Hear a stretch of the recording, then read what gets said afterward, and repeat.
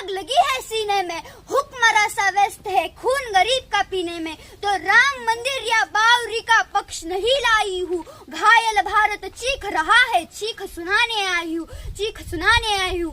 आदरणीय मुख्य अतिथि महोदय, सम्मानीय प्रधानाचार्य जी, सभी शिक्षकगण तथा मेरे प्यारे साथियों, आप सभी को मेरा सादर प्रणाम। मैं अक्षरा आपके सामने अपने कुछ विचार साझा करना चाहूंगी कि आजादी की लौ तो 1897 में ही हो चुकी थी, जो मशाल बनकर 1947 में हमारे देश को आजाद कर गए।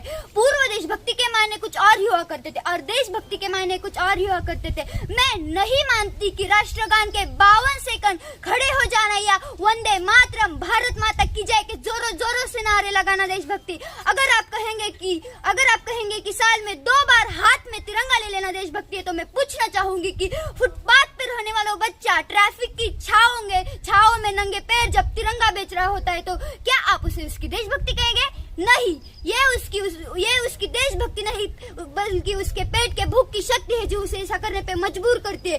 क्योंकि ना मस्जिद को जानते हैं ना शिवालों को जानते हैं, ना मस्जिद को जानते हैं ना शिवालों को जानते हैं, पेट के भूखे सिर्फ भोजन के निवालों को जानते हैं, पेट के भूखे सिर्फ भोजन के निवालों को जानते हैं। क्या हमारा राष्ट्रवाद इतना शकीन है जो क्रिकेट के मैदान से लेकर सिनेमा घर तक बजने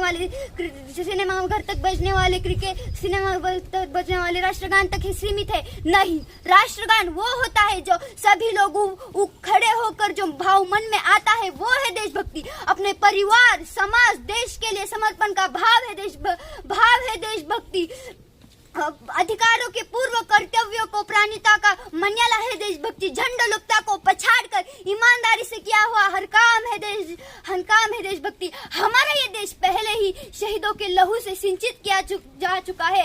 अब इसे सरहद पर बहते खून की नहीं, बल्कि हर एक नागरिक के नसों में बहती खून की जरूरत है। हम सब वही युवा है जो आने वाले भारत के भविष्य के लिए डॉक्टर, इंजीनियर, नेता, अभिनेता, अफसर बनकर इस भारत का भविष्य सुधारेंगे। जरूरी नहीं कि आज का युवा भगत सिंह की तरह फांसी पे चढ़े, चांद और मंगल पे भी जा सकता है। यह भी जरूरी नहीं कि भारत की बेटियां रानी लक्ष्मीबाई की तरह तलवार लेकर घोड़े पे दौड़े, हिमा दास की तरह मेडल लेकर ट्रैक पर भी दौड़ सकती है। इसे आवश्यकता है एक नए पौध की, जो भले ही बलिदान न हो, पर उसका एक एक फूल देश के चरणों में आती हो। यही संकल्पना और यही समर्पण का भाव है देशभक्ति।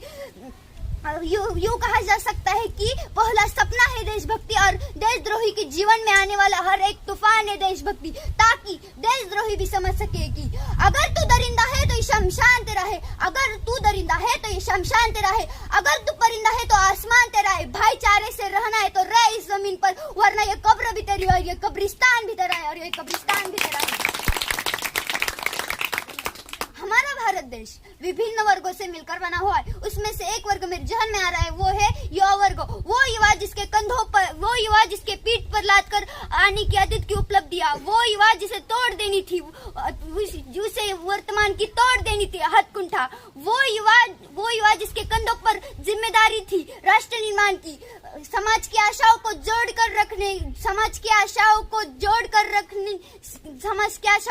रखने की, 4 बोतल वोट की, काम हमारा रोजगार का। इसने भारत का भविष्य तबाह कर रखा है। हमारा तबाह कर रखा है। हम ना एक ऐसे समाज में जी रहे हैं जहाँ शाम को मदर इंडिया देखने के बाद रात को अपनी पत्नी को पीटते, जहाँ अपनी बहन को कॉलेज छोड़ने के बाद कॉलेज के बाहर खड़ी दूसरी बहनों पे नजर डालते हैं। इसलिए हमारा भारत देश महिला सुरक्षा के मामले में चौथे स्थान पर आता है। महिलाओं को आरक्षित नहीं बल्कि सुरक्षित होने की जरूरत है। जो महिला बेलन चला सकती है वो बेशक कलम भी चला सकती है और माननीय सरकार भी चला सकती है।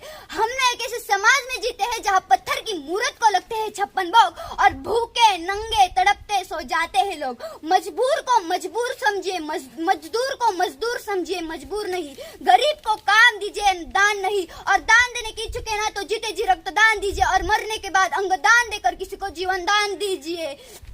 मरने के बाद अंगदान देकर किसी को जीवन दान दीजिए। तकनीक जानने वाला युवा अब्दुल कलाम बने। IIT NIT से पढ़ने वाला छात्र नासा के लिए नहीं तो इसरो के लिए काम कर रहे। हम क्रिकेट, हॉकी, कबड्डी, फुटबॉल खेले, वो भी भारत के लिए खेले। यदि कोई हेमा दास दौड़ कर नारी सशक्ति का उदाहरण देती हुई स्वर्ण जीते, वो भी भारत के लिए जीते। हमारे गाँव से एक युवा आगे आए और नीरज चोपड़ा की तरह भाला फेंक के रचनाएं ऐसी रची जाए कि साहित्य का नोबेल भारत को प्राप्त हो। हम शिष्टाचार क्यों अपनाए कि जापान से पहले भारत का नाम हो। पर्यावरण सुरक्षा के साथ अति देवो भव की कल्पना को प्रश्न करके कहना चाहूंगी कि जो युवा दौड़ सकता है वो दौड़े, जो युवा चल सकता है वो चले, पर जो युवा रेंग सकता है वो रेंगे, परंतु अपने कर्तव्य का निर्वहन जरूर कर रहे। इसी के साथ मैं युवाओं को आह्वान देना चाहूंगी कि उठो जवान देश की वसुंधरा पुकारती, उठो जवान देश की वसुंधरा पुकारती। ये देश है पुकारती माँ भारती, ये देश है पुकारता।